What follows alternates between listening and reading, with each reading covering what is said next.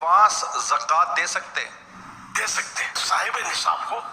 تو یہ جو اپنے نصاب میں سے جو زکوٰۃ بنے گی نا وہ اگر دے گا تو زکوٰۃ کاؤنٹ ہوگی. بھائی بہن خالہ پھوپھو ساس سسر کی زکوٰۃ سے مدد کی جا سکتی ہے؟ ہاں ان کو زکوٰۃ دی جا سکتی ہے. کیا یتیم بچے کو زکوٰۃ دی جا سکتی ہے؟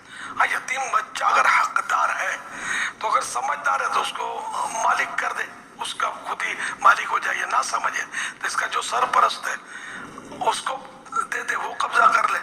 ٹھیک. اس کے لیے زکوٰۃ کا ماں بھلے غنی ہو مالدار ہو اس سے فرق نہیں پڑے گا.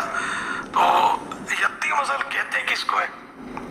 یتیم جس کے والد صاحب جیسے فوت ہو گئے تو جب تک یہ نابالغ رہے گا بچہ اس وقت تک یہ یتیم ہے. بچی بھی جب تک نابالغ ہے یتیم کہلائیں گے.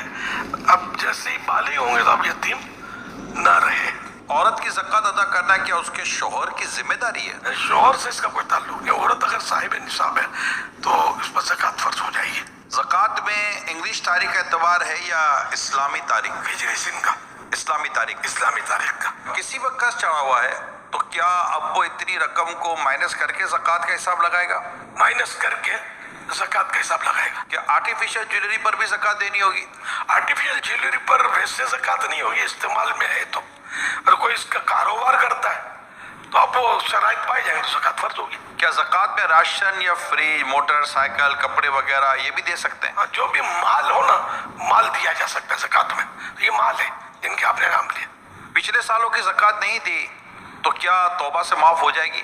نہیں, بلا وجہ اگر یہ تاخیر کی ہے اس نے تو تاخیر کی توبہ کرے اور زکوٰۃ پائی پائی کا حساب لگا کر ادا کرے تب ہوگی. کیا کرائے پر چلنے والی بسوں گاڑیوں پر بھی زکوٰۃ فرض ہوگی؟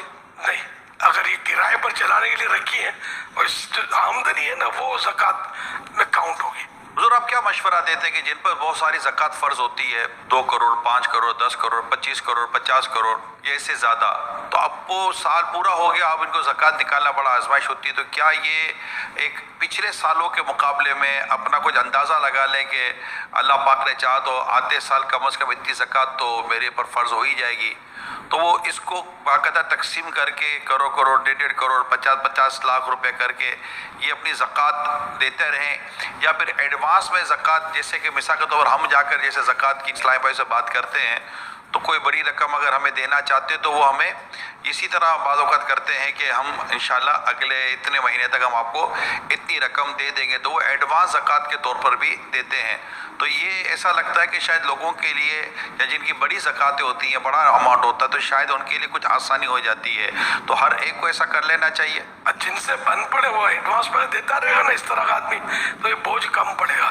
مگر آپ کو ہم کو ملتے ہوئے جو مذہبی سوچ کے ہوتے ہیں, باقی ایک تعداد شاید اکثریت کہوں تو شاید غلط نہیں ہوگا وہ زکوٰۃ دیتے ہی نہیں ہے. اتنے مالدار لوگ ہمارے اپنے وطن میں اربوں خربوں پتی لوگ پائے جاتے ہیں.